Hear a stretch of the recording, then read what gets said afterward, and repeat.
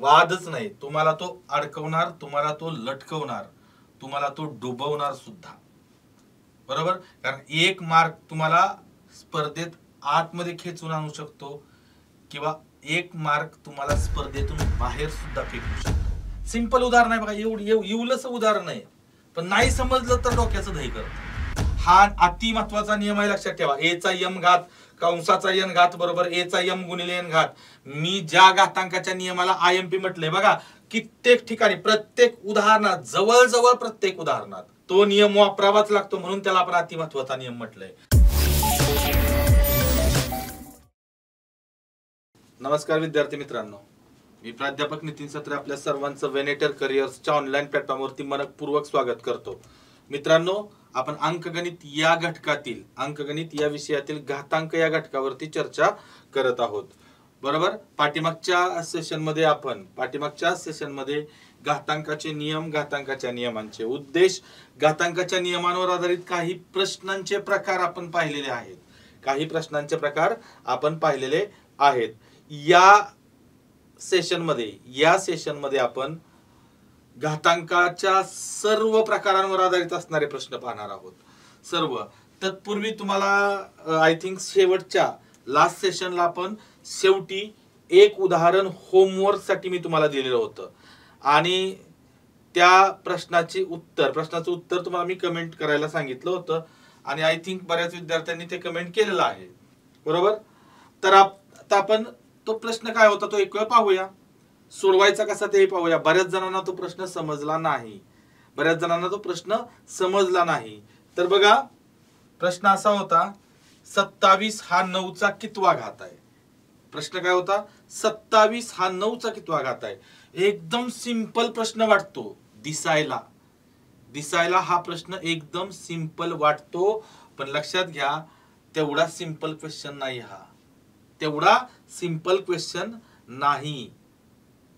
तर आता 27 हा 9चा कितवा घात आहे. तर बरेच जण काय करतात, 9 त्रिक 27 येतं. 9 त्रिक 27 म्हणून उत्तर 3 लिहितात. उत्तर काय काढतात, त्याचं 3 काढतात की 27 हा 9चा तिसरा घात. तर असं होत नाही. पाठीमागच्या सेशनला मी तुम्हाला सांगितलं होतं 9चा तिसरा घात 27 नसतो. कारण 9चा तिसरा घातचा अर्थ 9 गुणिले 9 गुणिले 9. म्हणजे 9चा 9चाच गुणाकार 81 होतो आणि 81 गुणिले जर 9 केलं तर ह्याचं उत्तर 729 येतं. लक्षात ठेवा किती येतं, 729. 9चा तिसरा घात म्हणजे 9चा घन, तो किती येतो, 729 येतो, ना की 27. त्यामुळं 27 हा 9चा कितवा घात आहे. या प्रश्नाचं उत्तर कसं काढायचं. तर बघा, आता कितवा घात आहे, हे कितवा घात आहे ना इथं, तर हे मला माहित नाही कितवा घात आहे. मी याला काय करतो, समजा की 27 हा 9चा कितवा घात आहे माहित नाही, मग कितवा घात आहे त्याऐवजी मी काय म्हणतो, एक्स वा घात आहे. काय म्हणतो, एक्स वा घात आहे. 27 हा 9चा एक्स वा घात आहे असं मी मानतो. मानायला काय हरकत नाही, एक्स मानायचं बिंदास, बेशक. 27 हा 9चा एक्स वा घात आहे. मग काय येणार बघा, 27 हा ही हेचा अर्थ बरोबर चिन्ह असतं, काय लक्षात ठेवा. इथून गणितामध्ये समीकरण मांडताना हा ही हेचा अर्थ बरोबर चिन्ह. 27 हा 9चा कितवा घात आहे, एक्स वा घात आहे. बरोबर. 27 बरोबर 9चा एक्स घात. आणि तुम्हाला एक्स ची किंमत काढायची आहे. आपल्याला एक्स ची व्हॅल्यू फाइंड आउट करायची आहे. कशी काढायची एक्स ची किंमत, तर पहा मित्रांनो, आता इथं हा प्रश्न आहे घातांक या प्रकरणातला. परीक्षेत तुम्हाला काही तिथं प्रकरणाचं नाव दिलेलं नसणार, पण तुमच्या लक्षात येणार आहे घातांकाचा प्रश्न आहे. घात विचारलाय म्हटल्यानंतर घातांकाचा प्रश्न आहे. आणि घातांकातली पहिली गोष्ट, पहिलं एक वाक्य मी लक्षात ठेवायला सांगितलंय, घातांक म्हटलं की पायाशी खेळायचं. घातांक म्हटलं की पायाशी खेळायचं. पायाशी खेळायचं म्हणजे काय, तर पहिला प्रेफरन्स पाया समान करण्यासाठी द्यायचा. पाया समान करण्यासाठी द्यायचा. मग लक्षात द्या मित्रांनो, इथं पाया 27 आहे, इथं पाया किती आहे, 9 आहे. बरोबर. पाया समान नाही, मग पाया समान करण्यासाठी 27 आणि 9 पाये समान असतील तर अतिउत्तम, पण पाये समान नसतील तर जे असमान पाये असतात त्यांचा एकमेकांशी काहीतरी घातांकित संबंध असतो. हे मी बहुधा बऱ्याच वेळा मी तुम्हाला हे वाक्य सांगितलंय. मग 27 आणि 9 यांचा काहीतरी घातांकित संबंध असणार. काय घातांकित संबंध आहे लक्षात ठेवा, तर 27 हा आणि 9 हे कुठल्या तरी एकाच संख्येचे घात असतील तर 27 हा 3 चा तिसरा घात आहे आणि 9 हा 3 चा वर्ग आहे. बरोबर का? म्हणजे इथं पाये बघा 3 आणि 3 पाये समान झाले की नाही. मी 27 च्या ऐवजी काय लिहितो इथं 3 चा तिसरा घात बरोबर 9 च्या ऐवजी काय लिहितो इथं 3 चा दुसरा घात आणि त्याचा काय आहे x घात आहे. म्हणजे काय झालं बघा 3 चा तिसरा घात बरोबर इथं 3 चा 2 घाताचा घात म्हणजे घातांकांचा गुणाकार 2x घात. दोन्ही बाजूचे पाये समान झाले ते मी कट करतो. मग काय शिल्लक राहिलं 2x बरोबर काय राहिलं मित्रांनो 3 राहिलं. काय राहिलं तर 2x बरोबर 3. मग हे गुणिले 2 आहेत गेल्यानंतर काय होणार तर भागिले 2 लक्षात ठेवा. x बरोबर काय झालं तर 3/2 तर हे आपलं फायनल आन्सर आलं 3/2. काहीच अवघड नाही. फक्त हा प्रश्न विचारताना थोडा प्रश्न खूप छोटा आहे इवलासा प्रश्न आहे. समजला तर सोडवणं अतिशय सोपं आहे आणि नाही समजला तर परीक्षेत तुमचा मुटकुळा करणार म्हणून करणार लक्षात ठेवा. वादच नाही तुम्हाला तो अडकवणार तुम्हाला तो लटकवणार तुम्हाला तो डुबवणार सुद्धा.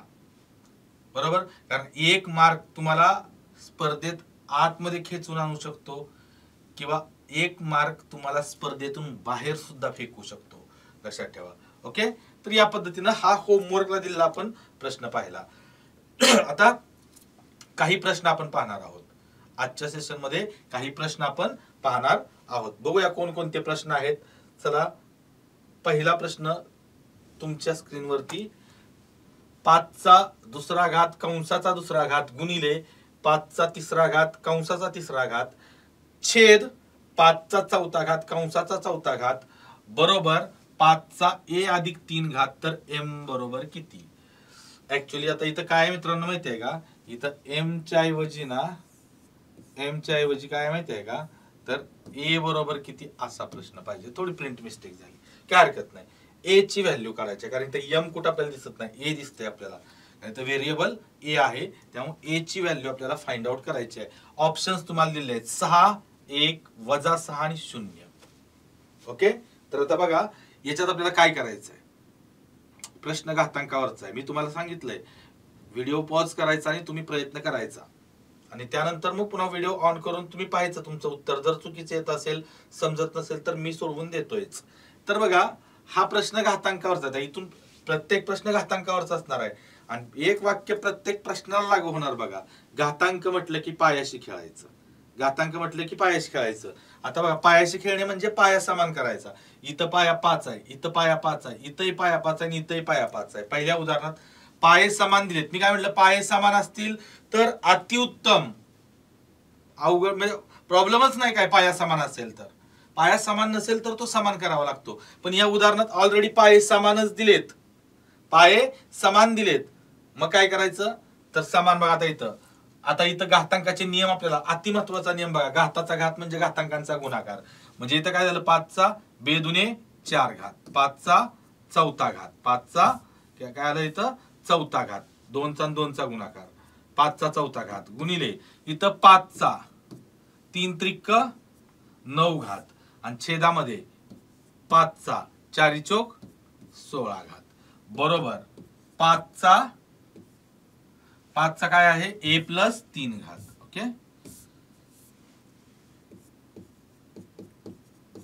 a + 3 घात. आता आपल्याला घातांकाचा नियम माहिती आहे. पहिला आणि दुसरा नियम एकाच वेळी आपण वापरूया. पाया समान असताना गुणाकाराच्या प्रक्रियेत घातांकांची काय होते मित्रांनो बेरीज होते. बरोबर की नाही. मग इथं काय झालं 9 4 किती झालं तर 5 चा 13 घात आणि छेदामध्ये 5 चा 16 घात बरोबर 5 चा a + 3 घात. आता इथं भागाकारामध्ये पाया समान असताना भागाकाराच्या प्रक्रियेत घातांकांची वजाबाकी होते. 13 - 16 केलं तर काय होणार मित्रांनो तर 5 चा 16 तून 13 गेलं. इथं लक्षात ठेवा इथं याच काय होणार आहे इथं मी करतो 5 चा 13 - 16 होणार आहे. तर इथं प्रत्येक वेळेस स्टेप वाढवायची गरज नाही ते कारण 13 भागाकारात पाया समान असताना भागाकाराच्या प्रक्रियेत घातांकांची वजाबाकी होते. हा दुसरा नियम आपण पाहिलेला होता. मग 13 - 16 काय येतं तर -3 घात बरोबर 5 चा a + 3 घात. आता बरोबर चिन्हाच्या दोन्ही बाजूचे पाये समान झाले का या पायाला हा पाया कट झाला. मग ए प्लस 3 ची किंमत काय आली मित्रांनो -3 काय आली तर बघा इथं ए प्लस 3 ची किंमत किती आली -3 आता हे +3 तिकडे गेल्यानंतर काय होणार मित्रांनो +3 इकडे गेल्यानंतर -3 होतं मग ए बरोबर -3 समान चिन्ह असेल बेरीज किंवा वजाबाकी करताना तर त्यांची सरळ बेरीज होते आणि येणाऱ्या उत्तराला समान असलेलं चिन्ह दिलं जातं 3 आणि 3 6 आणि हे मायनस तर ए ची किंमत किती आली ए इज इक्वल टू -6 -6 म्हणजेच पर्याय क्रमांक 3 हे आपलं फायनल आन्सर असेल पर्याय क्रमांक 3 ओके चला पुढचं उदाहरण तुम्ही प्रयत्न करा लगेच पुढचं उदाहरण सेम आहे थोडासा बदल आहे बघा 11चा दुसरा घात कंसाचा चौथा घात पुन्हा कंसाचा 6वा घात छेद 11चा -9 -9 घात बरोबर 11चा 2m अधिक 6 घात तर m ची किंमत किती m बरोबर किती ऑप्शन्स तुमच्या समोर आहेत 51/2 दुसरा ऑप्शन 26 तिसरा ऑप्शन 63/2 आणि चौथा ऑप्शन आहे 48 ओके आता काय करायचं इथं बघा इथं पाया 11 आहे इथं पाया 11 आणि इथं पाया 11 आहे म्हणजे आपल्याला पाया समान करायची गरज पडत नाही ऑलरेडी पाये समान दिलेत मागाच्या सारखंच उदाहरण आहे सेम पहिल्या उदाहरणासारखंच आकडे फक्त बदललेत ओके तर इथं बघा 11चा घाताचा घात म्हणजे घातांकांचा गुणाकार 2 चौक 8 8 सक्क 48 तर वरती काय आलं बघा इथं 11चा 48 घात छेदामध्ये 11चा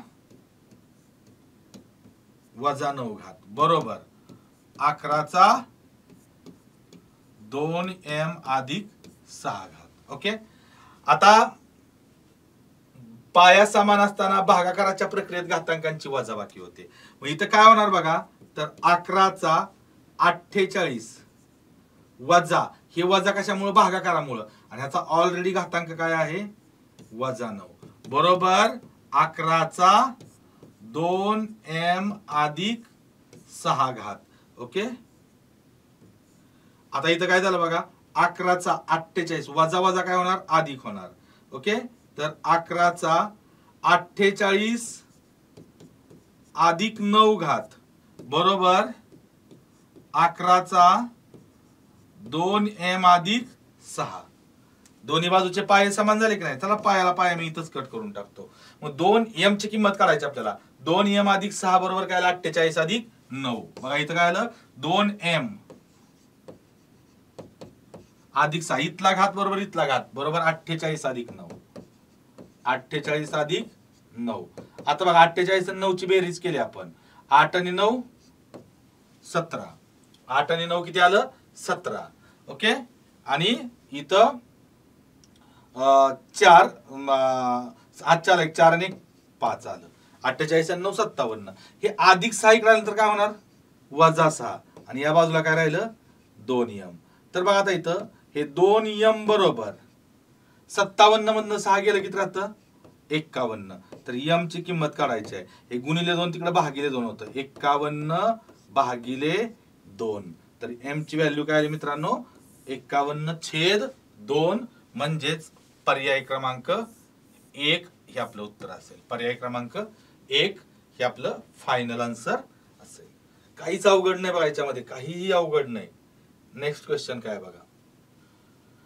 3 चा वर्ग गुणिले 4 चा x घात बरोबर 48 चा वर्ग तर x ची किंमत किती एकदम छोटा प्रश्न आहे आता हाही प्रश्न तुम्हाला थोडा कन्फ्यूज करू शकतो पण कन्फ्यूज होण्यासारखं काहीच नाही x ची व्हॅल्यू काढायची आपल्याला आता इथं पाया किती आहे 3 इथं पाया किती आहे 4 आणि इथं पाया किती आहे 48 आहे बरोबर की नाही पाये समान नाहीत इथं पाये समान नाहीत मग आपल्याला पहिली गोष्ट लक्षात ठेवायचं पाया समान करून घ्यायचंच आहे मग आता इथं एक गोष्ट लक्षात ठेवा इथं प्रश्न असा आहे 3 चा वर्ग गुणिले 4 चा x घात बरोबर 48 चा वर्ग x ची किंमत काढायची आहे की नाही आणि आता पाय 3 चा आणि 4 चा काय एकमेकांशी घातांकी संबंध आहे का बिलकुल नाही बिलकुल संबंध नाही लक्षात ठेवा आता 3 चा आणि 48 चा भागाकाराशी संबंध आहे पण घातांशी संबंध काय नाही 3 चा कुठलाही घात 48 नाही किंवा 3 च्या कुठल्याही घाताचा घात 48 नाही मग आता x ची व्हॅल्यू काढायची आहे ना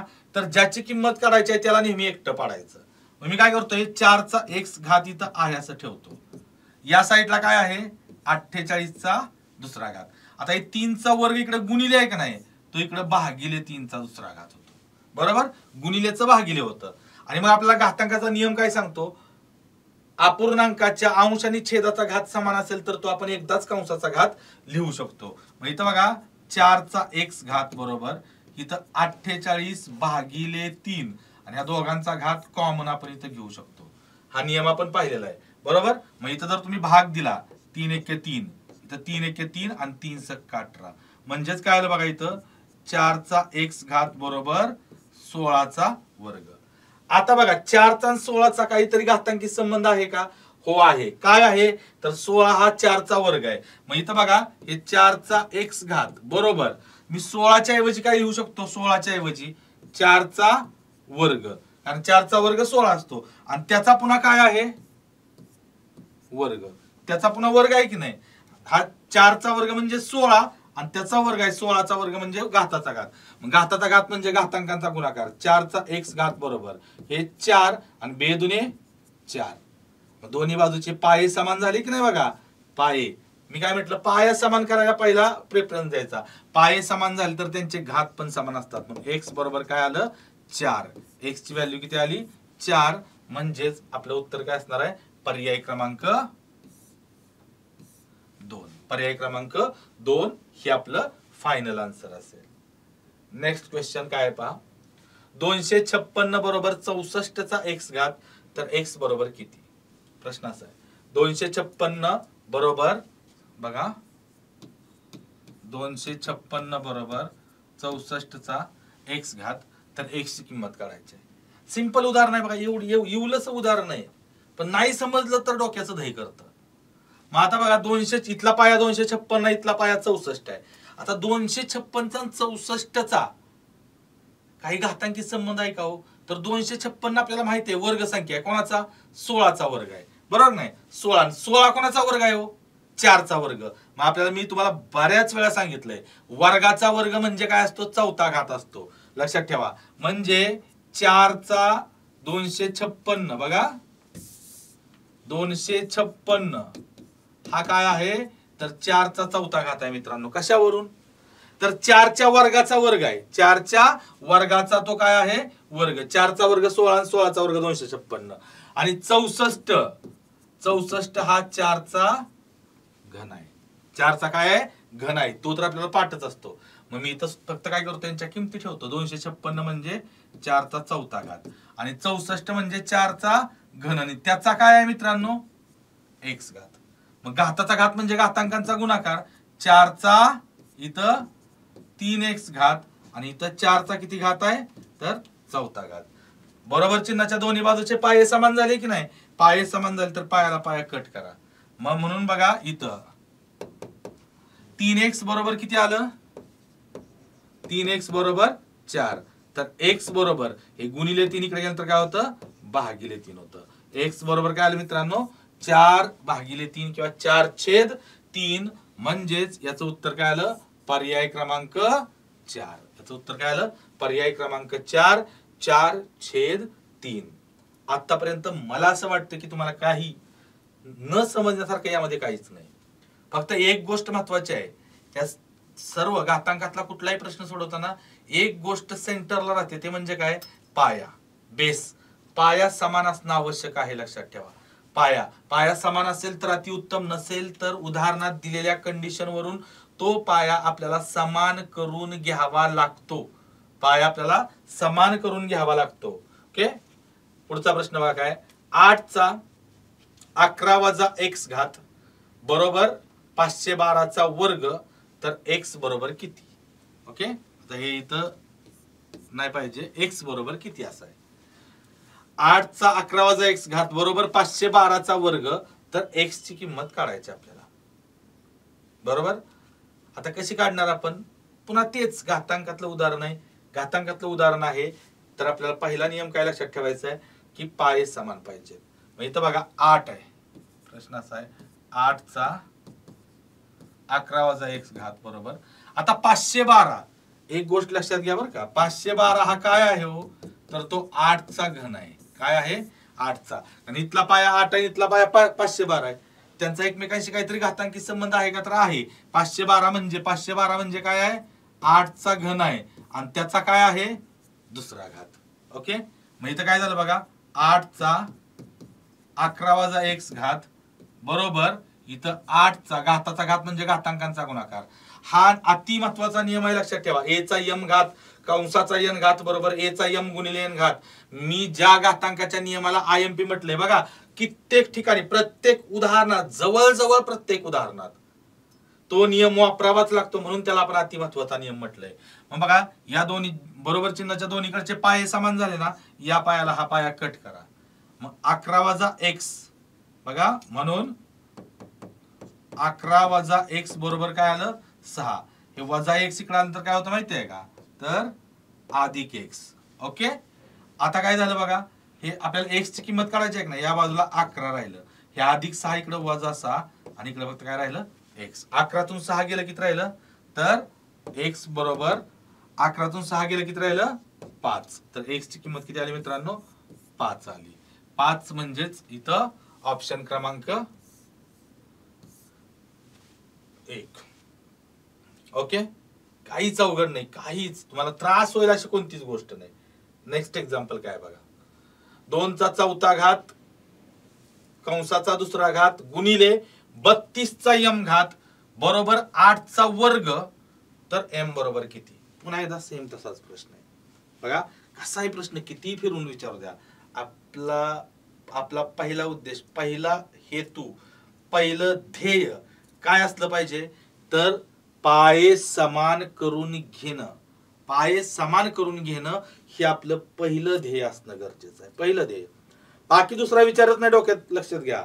जसं त्या शिष्यांची परीक्षा घेताना गुरु द्रोणाचार्यांनी प्रत्येक शिष्याला विचारलं ना, वरती पोपट लटकवला होता झाडाला आणि प्रत्येकाच्या हातात धनुष्य बाण दिला आणि प्रत्येकाला विचारलं काय काय दिसतंय. प्रत्येकाने वेगवेगळ्या आपल्या आवडीप्रमाणे सांगितल्या वस्तू, मला झाड दिसतंय, मला आकाश दिसतंय, मला हे दिसतंय. भीम तर म्हटला मला झाडावरचे आंबे दिसत आहेत.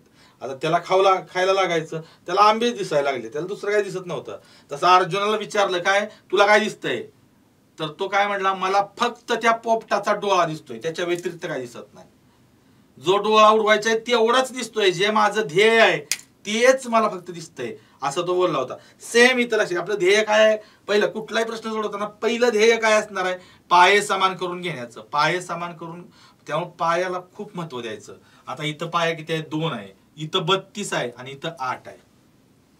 मग आता लहानात लहान पाया 2 आहे, पाये वेगळे आहेत, मग 2चा आणि 8चा काही संबंध आहे का, तर आहे. 8 हा 2चा घन आहे आणि 32चा आणि 2चा काही संबंध आहे का, तर मित्रांनो आहे, लक्षात घ्या. काय माहितीये का, तर 32 बरोबर 2चा 5वा घात असतो, लक्षात ठेवा, 2चा 5वा घात. ओके, तर हे 2चा 5वा घात कसा, तर बघा 2 5 वेळा जर तुम्ही गुणाकाराच्या स्वरूपात लिहिलं बघा, 1 2 3 4 5, 2चा 5वा घात म्हणजे 5 वेळा 2 गुणाकाराच्या स्वरूपात लिहिलं आणि यांचा गुणाकार केला तर बघा, 2 दुने 4, 4 दुने 8, 8 दुने 16, 16 दुने 32.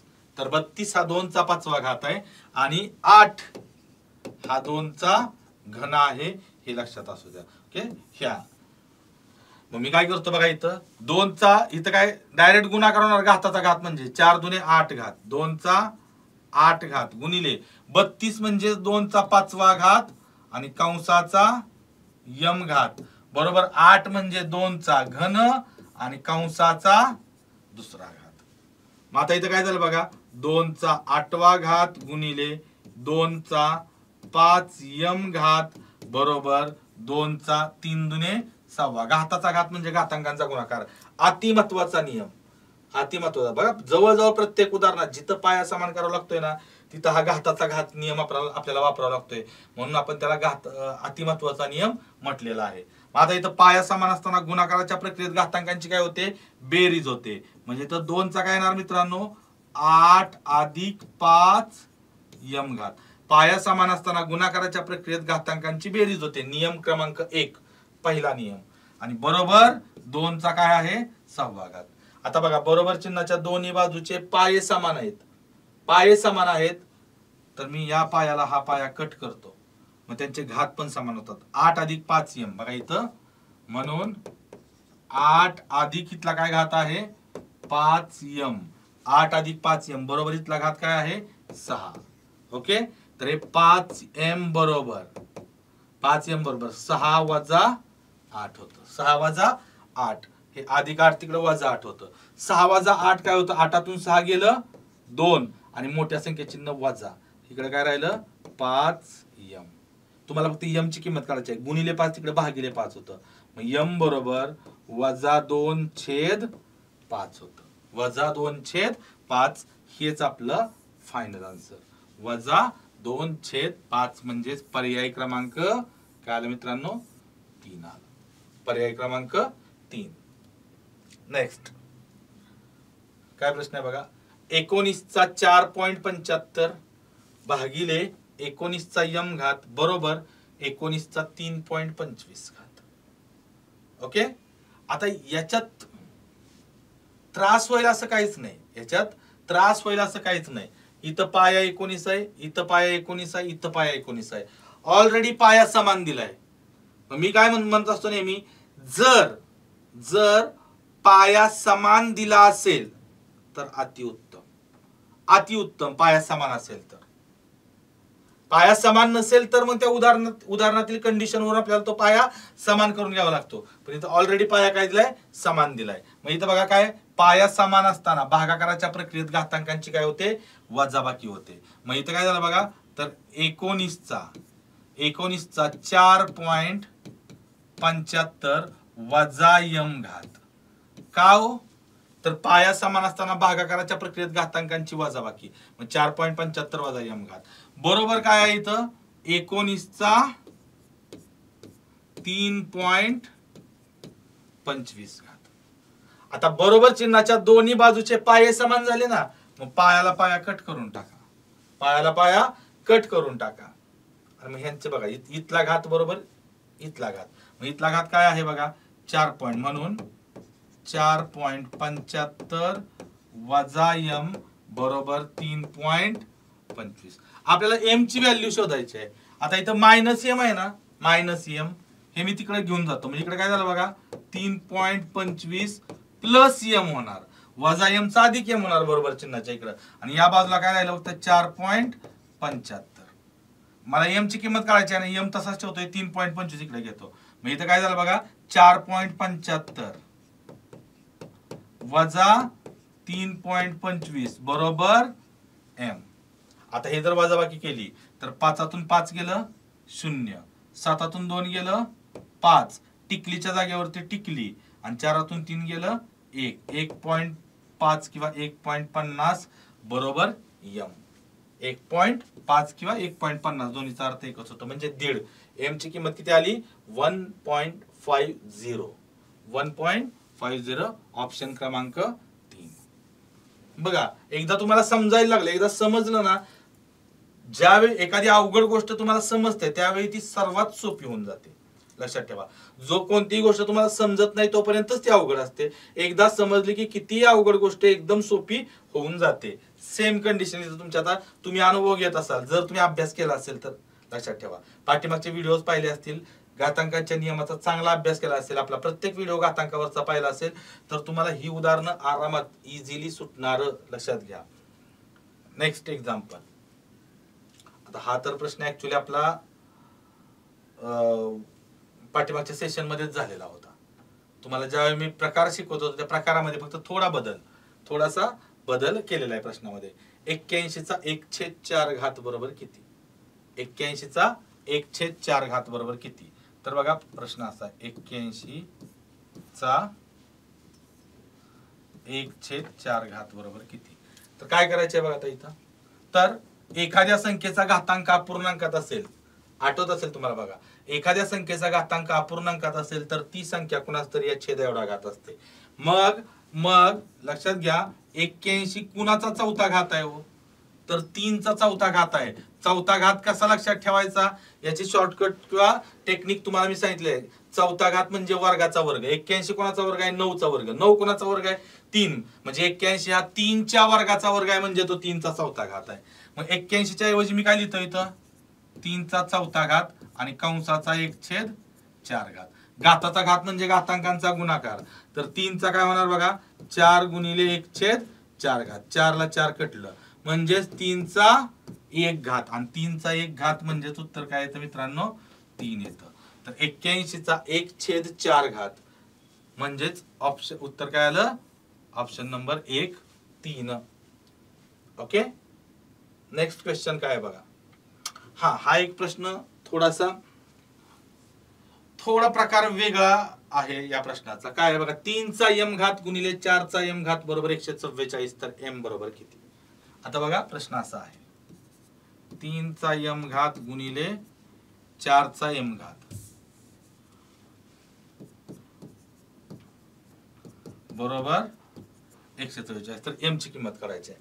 आता असा एखादा नियम तुम्हाला मी दिलाय का हो, तर दिलाय, लक्षात ठेवा. a चा m घात गुणिले b चा m घात बरोबर a गुणिले b चा m घात. पाया समान करण्याचा जो 5वा नियम आहे तो हा आहे बघा. पाया समान करण्यासाठी 4, 5 आणि 6 हे पाया समान करण्यासाठी हा एक नियम मी तुम्हाला दिला होता. मग बघा आता इथं गुणाकाराच्या प्रक्रियेत आता पाये समान नाहीत पण त्यांचे घात समान आहेत. तर मी कसं लिहू शकतो, 3 गुणिले 4 कंसाचा m घात बरोबर 144. ओके, मग 3 चोक काय आला मित्रांनो, 12चा m घात बरोबर 144. आता इथं पाया 12 आहे तर 144 काय आहे हो, तर तो 12चा काय आहे, वर्ग आहे.